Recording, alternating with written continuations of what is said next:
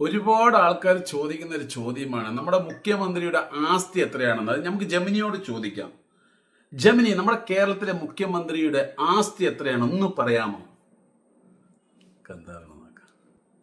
കേരള മുഖ്യമന്ത്രി പിണറായി വിജയൻ തിരഞ്ഞെടുപ്പ് കമ്മീഷന് സമർപ്പിച്ച സത്യവാങ്മൂലവും ഏറ്റവും പുതിയ റിപ്പോർട്ടുകളും പ്രകാരം അദ്ദേഹത്തിന്റെ ആസ്തി വിവരങ്ങൾ താഴെ നൽകുന്നു. 2021 നിയമസഭാ തിരഞ്ഞെടുപ്പ് സമയത്ത് സമർപ്പിച്ച സത്യവാങ്മൂലത്തിലും 2024 മുതൽ 2025 വരെ കാലയളവിലെ association for Democratic reforms ADR റിപ്പോർട്ടിലുമുള്ള പ്രധാന വിവരങ്ങൾ ഇവയാണ്. ആകെ ആസ്തി. മുഖ്യമന്ത്രിയുടെയും ഭാര്യ കമലയുടെയും പേരിലുള്ള ആകെ ആസ്തി ഏകദേശം 1.18 കോടി രൂപ, 1,18,75,766 രൂപ ആണെന്ന് റിപ്പോർട്ടുകൾ സൂചിപ്പിക്കുന്നു. മുഖ്യമന്ത്രിയുടെ വ്യക്തിഗത ആസ്തി ഏകദേശം 51.95 ലക്ഷം രൂപയുടെ സ്ഥാവര സ്വത്തുക്കളും ഭൂമി, വീട് ഏകദേശം 2.04 ലക്ഷം രൂപയുടെ ചലിത സ്വത്തുക്കളും ബാങ്ക് നിക്ഷേപം, ഓഹരികൾ അദ്ദേഹത്തിനുണ്ട്. ഭാര്യയുടെ ആസ്തി. ഭാര്യ കമലയുടെ പേരിൽ ഏകദേശം 35 ലക്ഷം രൂപയുടെ സ്ഥാവര സ്വത്തുക്കളും 29.76 ലക്ഷം രൂപയുടെ ചലിത സ്വത്തുക്കളുമുണ്ട്. പ്രധാന വിവരങ്ങൾ. സ്ഥാവര സ്വത്തുക്കൾ.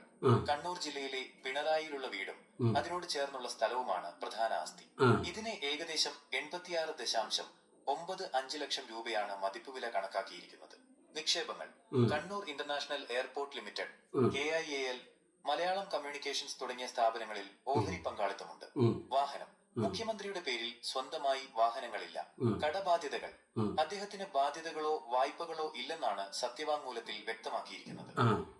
ഇന്ത്യയിലെ മുഖ്യമന്ത്രിമാരുടെ ആസ്തി വിവരങ്ങൾ താരതമ്യം ചെയ്യുമ്പോൾ ഏറ്റവും കുറഞ്ഞ ആസ്തിയുള്ള മുഖ്യമന്ത്രിമാരുടെ പട്ടികയിലാണ് പിണറായി വിജയൻ ഉൾപ്പെടുന്നത്. മമതാ ബാനർജിക്ക് തൊട്ടുമുകളിലായി 3-ാം സ്ഥാനത്ത്. മുഖ്യമന്ത്രിയുടെ ഔദ്യോഗിക ശമ്പളത്തെക്കുറിച്ചോ അല്ലെങ്കിൽ മറ്റു മന്ത്രിമാരുടെ ആസ്തി വിവരങ്ങളെക്കുറിച്ചോ അറിയാൻ താല്പര്യമുണ്ടോ? പ്രിയ സുഹൃത്തുക്കളെ, നിങ്ങൾ കേട്ടല്ലോ നമ്മുടെ മുഖ്യമന്ത്രിയുടെ ആസ്തി എത്രയാണെന്ന്. വളരെ പരിതാപകരമാണ്. കാരണം ഇതിനേക്കാളും നല്ല രീതിയിൽ ബിസിനസ് ചെയ്തിട്ട് കാശുകൾ ഈ പ്രായത്തിൻ്റെ അകത്തൊക്കെ ഉണ്ടാക്കാൻ കഴിയും.